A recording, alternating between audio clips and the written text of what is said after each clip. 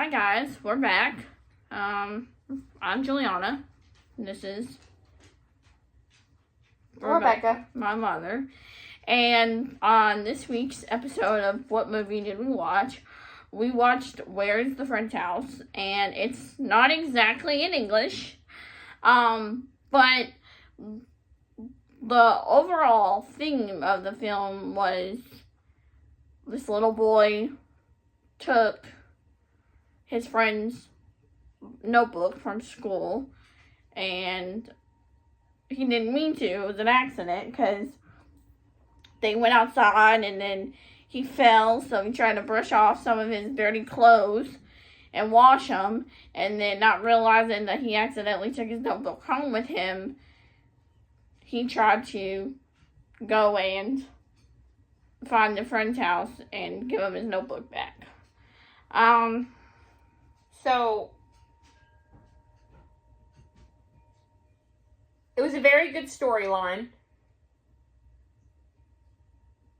on morals.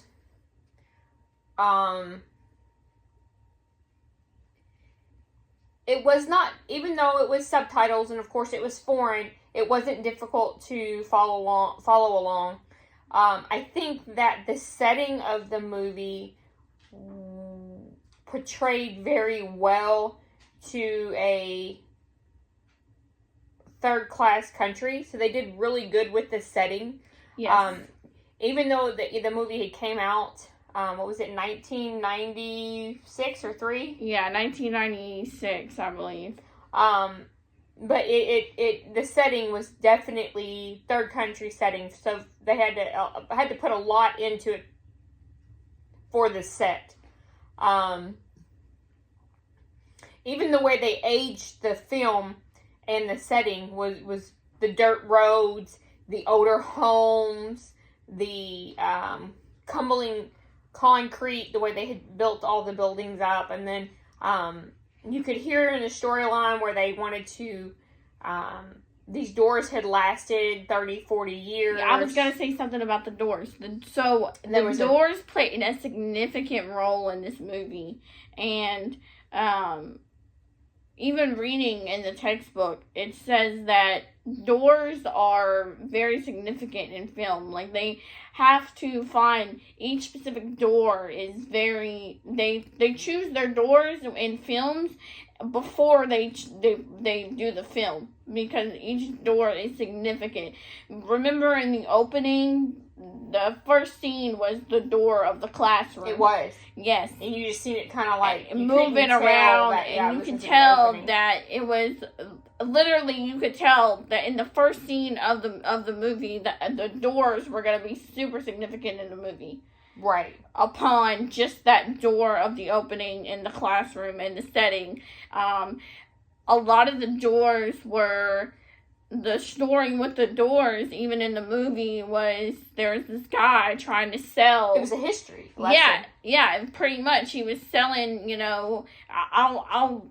iron doors. He was trying to sell them iron doors. He wanted to replace all the wooden doors with iron. It'll last you a lifetime, he would say. Yeah. Or we would read. Right, and so, in the text, like I said, doors are very significant to the films. Well, and not only that, when he went back the second time, he ran into that old guy that knew where the other kid lived. But it wasn't the right child. It was one. I don't know if it was or not. We never really found the child, but he had to give him a lesson about how he built this and he built that, because he pointed out all of the doors that he had done. Like, oh, I did this door. Well, that's part of the storyline, but as far as like the setting of it, because that's what we're supposed to talk about, right? Yeah. The setting, the form, and the style. They definitely did put together a very well. Of course, this was a foreign film to us, but the setting was, you could tell, was built on a third world country setting, and they did portray it very well. It's something else that was interesting that they did really well, and that is they again, this is part of the storyline and the writing of the movie was how children's voices wasn't heard. They had no... yes, especially when he was talking to his mom. And that wasn't just that. It was even in the classroom. Like, the kid was already crying and he was upset and because he knew that it didn't matter what he said, he wasn't going to be heard.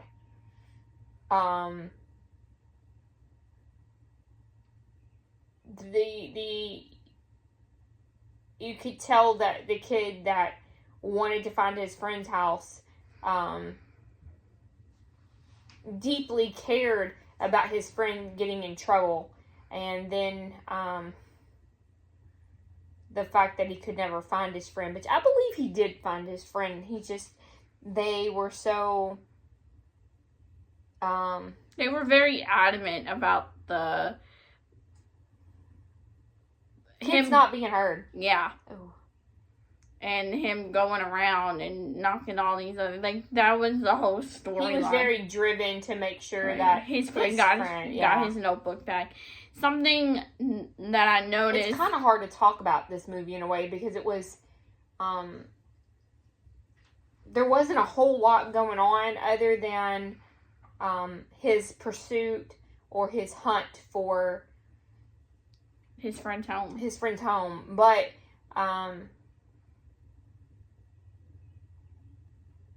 another interesting fact was with the children... his brother didn't seem to get the same type of treatment as he did. So you could tell that children were not only heard, but they were also very favored. Yeah, I definitely noticed that. But that's a culture thing, I'm assuming. Something interesting that I read in the textbook, and I think that it applies here, is this movie is done on cause and effect. Yeah. Because I can see that. You know, the type of storyline. Yeah, the type of storyline. It was definitely a cause and effect film, and you could tell, like, in the beginning where this was kind of going off the first scene with his teacher about the notebook and him sitting with his friend, that you realize that very early in the beginning that this was zero tolerance, and because his friend lost his notebook, now the other friend has to go around town. He didn't have to. No, he didn't have to, but he didn't want to see his friend in trouble. Morally, he felt obligated to. Yes. And so... I also think this film has a lot of motive, and I think it was just very well written, and it was very well displayed. It also has a lot of characteristics to it, very detailed. When you watch the film, when I say detailed, I mean like the props they use, this. Okay, yeah. So another thing I noticed was the facial expressions. They told a story within themselves. Like, when at the very beginning and the first time the kid came in, he did his homework and he gets it ripped up, and the kid sitting beside him was almost like, you could tell he was like feeling that other child's pain because of his facial expressions. And that slight fear of the teacher. Not for himself, but for his friend. And then you could tell when he would run into someone and... He would ask people multiple times, do you know where... Yeah. Or like when his mother would... He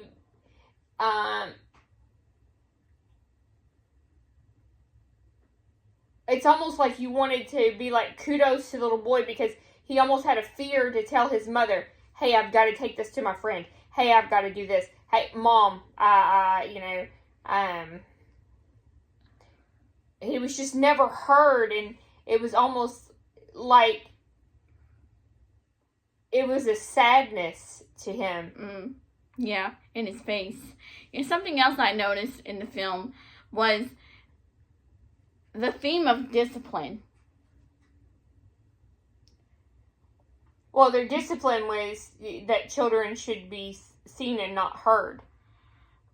Right, but I'm also meaning when his grandpa was talking to this dude about the cigarettes, yeah, and he was talking to him about he only had to be asked one time.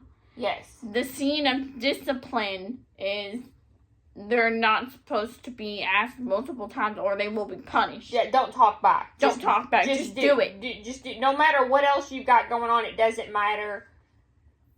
Yeah.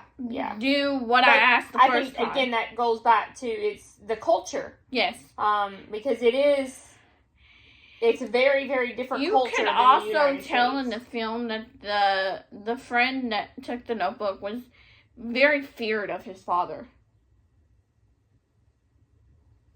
I noticed some fear when the only grace that I've seen in the whole movie is when the mother brought the food to him at the very end. That's the only grace I've seen in the whole movie. Like it almost was like, okay, you asked me multiple times and I didn't listen.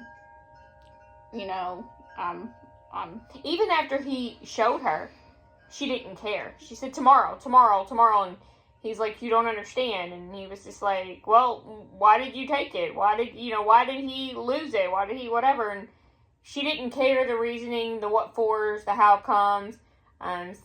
Telling them they should have been more careful. Very, very low tolerance for errors, mistakes. But again, I think that goes back to their culture and how it was written. And like I said, the screenwriters, the producers, they did a very well job of showing. A very good job? A very well job. A very well job. Okay. And they did a very well job of showing what that country or the portrayed. Yeah, they did. And something else I noticed, they didn't have transportation cars like we do. They had donkeys that they rode on for transportation. Well, only one. Only one. Yeah. And the others walked most of the time. Well, I mean, that again, you're talking about a third world country, or slightly above. But another thing I noticed detailed in the film was shoes. They had multiple shoes placed on everywhere. They went even outside and inside the house.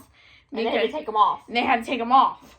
Mm-hmm. And I was like, it's something that we don't. It's a culture thing. Yeah, it's something that we don't do. It was written based on their culture. Overall, the movie itself was very well written and very well portrayed, and I think that it has an overall good theme, and I think that the writing was just it was I'm not gonna say spectacular, but it was good for its time. Yes. So, ultimately, I won't reveal the ending of the movie, but it ended well. It ended on a good end. So this is our week 2 review, and the movie again is called Where Is the Friend's House? If you want to watch it, you can watch it on Apple TV or Criterion Channel. Which is the film production company. It's the film production company. They have a lot of great films on there. It will cost you some money to order that, but if you want to watch it, those are the 2 places that you can watch it, or you can, if it is in your availability, Amazon also has it. But we couldn't get it. It's not in our country. Oh, that's right. So again, if it's in your availability, Amazon has it. So those are the places you can watch it, and we will see you guys next week for week 3. It was nice seeing you all again.